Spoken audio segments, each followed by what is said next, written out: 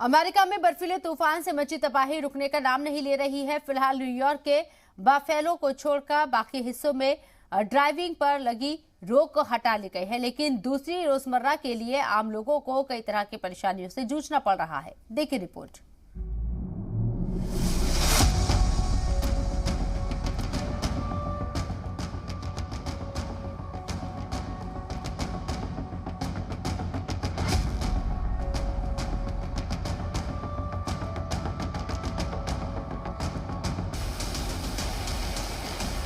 पूरा America in दिनों सफेद आफत से घिरा हुआ है।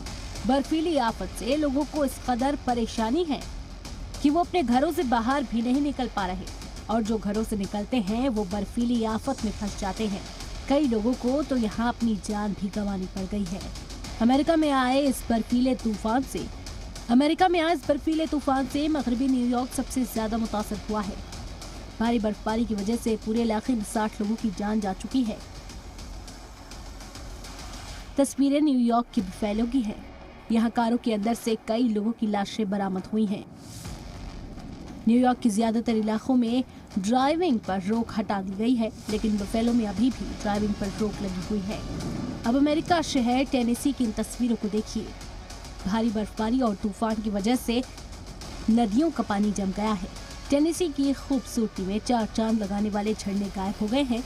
हर तरफ बर्फ ही बर्फ नजर आ रही है। बर्फीले तूफान से लोगों की परेशानियां बढ़ाती ये तस्वीरें अमेरिका के ऑस्टिन एयरपोर्ट की हैं। क्रिसमस पर निकले हजारों मुसाफिर अभी तक अपनी मंजिल पर नहीं पहुंच पाए हैं। हर तरफ लोगों के बैगेज दिख रहे हैं। कई एयरपोर्ट पर सामान चोरी होने की खबरें भी सामने आई हैं।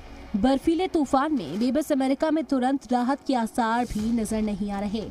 महकमा मौसमियात ने एरी काउंटी में आज भी 2 इंच से ज्यादा बर्फ गिरने का अंदेशा जताया है। आने वाले दिनों में अमेरिका में हालत और खराब हो सकती है।